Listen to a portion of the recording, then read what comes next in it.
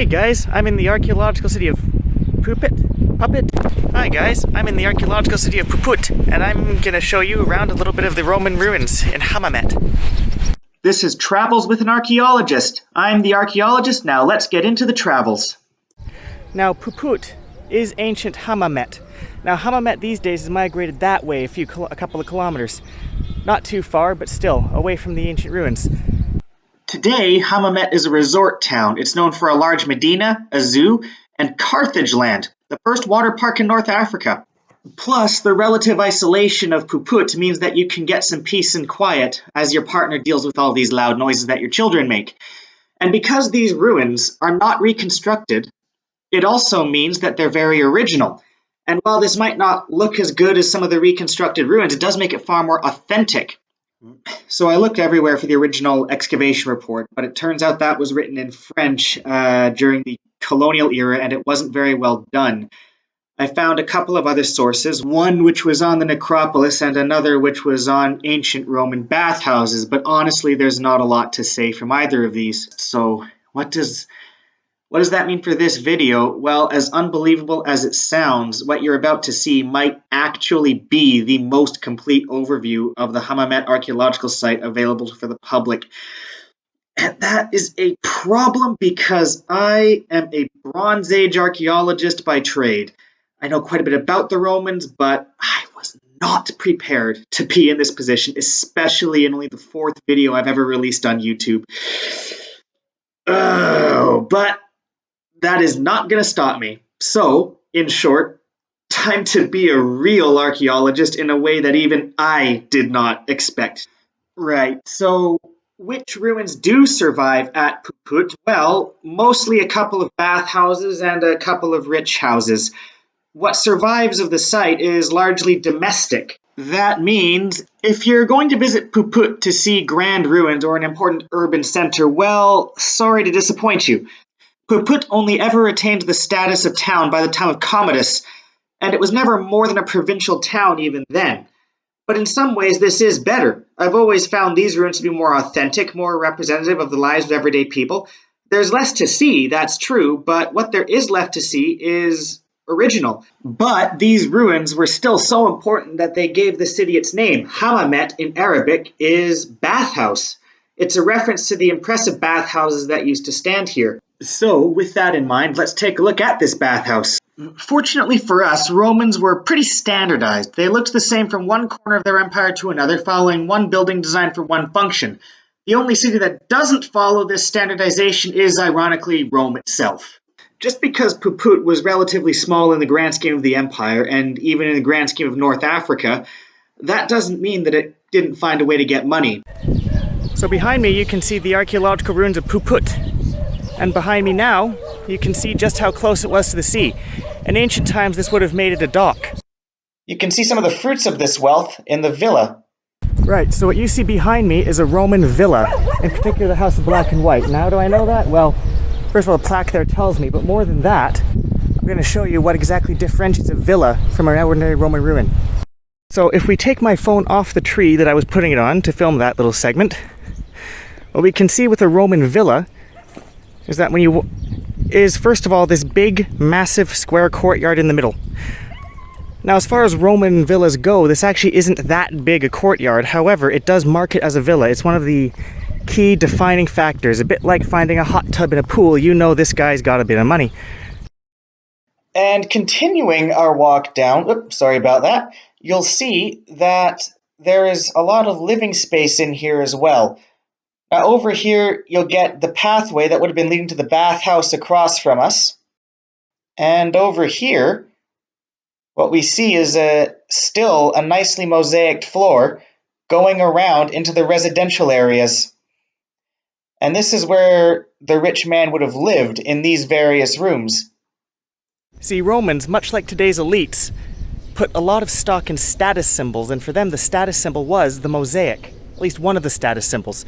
There were a few others which we can get into a bit later. But by paying for these mosaics, he was signifying to the other people of the community that he was rich enough to afford them. You can also see the remains of this fountain, which was another status symbol of wealth.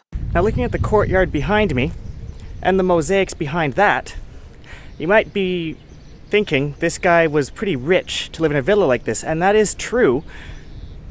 To the average Roman, he was quite rich, but to the average Roman elite, this actually isn't that rich a house.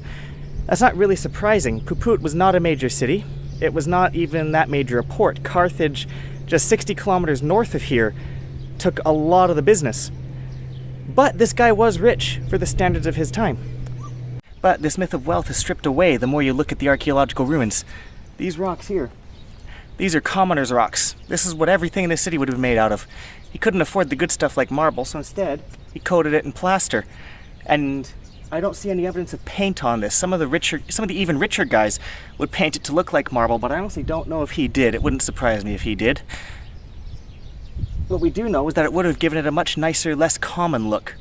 Even if we discount Carthage, Puput was still only a minor town, likely connected to Neapolis. No, not that one. It's actually Nabil, just east of Hammamet, and I didn't get a chance to see that one. What I did get a chance to see, however, was the actual Naples, or Pompeii as well, and here you can see some comparative photos from the other villa, in particular the one of Poppaea, who was Nero's wife. Anyway, again, Naples, Pompeii, different video. Let's get back to Hammamet, specifically the bathhouse, and this is actually really cool, as my past self is about to tell you. Alright, so we can see here a couple of distinct phases of occupation. See, this used to be a toilet. You can see the water flow here, which they did keep, and you can see some more of the mosaic over here. And if you come in here, this room in particular, you can see two phases of occupation. This one right here, let's see if we can get you into the shade. You can see they've done a mosaic here, and then it comes to an abrupt end where you get a layer of plaster and an entirely new mosaic up here. And this continues across the whole room. With this one, you get the same design on the bottom and on the top. Relatively the same, bit more updated, bit more modern, but the same theme they're going for. So it's likely that this building was just repurposed, underwent a remodel from one secular purpose to another. And as it turns out, that actually is the case. See, this lower mosaic dates to probably about the 4th century, and then based on the design on the top, the second phase dates to the 5th century. What you'll also see is that they actually opened up a couple of new rooms while closing off others. The second phase also saw the addition of 3 new rooms, as you can see with these walls, which are a little bit knocked down. The first written mention of Puput or Hammamet is the 2nd century. However, some of the evidence found here indicates a slightly older occupation, perhaps as early as the 1st century BCE, when it was either a Punic or a Berber trading port. And that means that the site was probably occupied for the better part of 800 years, because it lasted quite a long time and reached its height in the Byzantine presence. And as my past self is going to show you again, there was quite a bit of Byzantine presence at this site. Right, so they got a few mosaics set up out here. They've been pulled from the ruins. One of the things I find most interesting is this little cross right here. Now this indicates some form of early Christian presence, which isn't too surprising in this region of the world, to be honest. Tunisia was a hotbed of Christianity, especially the early ones. Now there is one last ruin in Puput, which I must admit confused me big time. I struggled to see what it was because it didn't fit the usual standard Roman pattern. Nevertheless, I did eventually figure it out, so let's go through it. So what you'll find is that this is actually serving a dual function, part residential, part official, because this is actually the city official's house, or one of the city official's houses. And you see, once again, this nice status symbol of a mosaic leading through the main hall. And off to the side, you find larger rooms, which would have served more functions and decorative functions. There you get the base of a pillar that used to stand there. And walking around here, you find even more of it. Now, this house existed on 2 terraces, as you can see with that cliff above me. And we have a second exit. So one final note on Puput is its necropolis. And this is one of the most impressive things that Puput is known for. Probably the only thing it's known for. It is the largest Roman necropolis in Africa. Okay, so behind me is the necropolis of Puput, where they have found 4,000 bodies, according to the museum director. However, you can't really access it.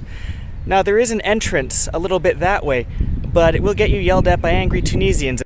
Now, apparently those ruins are blocked off by the hotel, and it is hotel guests only. And looking at some of the modern history, Hammamet began to grow as a tourist town, especially around Yasmin Hammamet, where Puput is located in the 1960s. I see no point in really showing you it if you can't visit it, and certainly I can't either. So, it's the way it goes.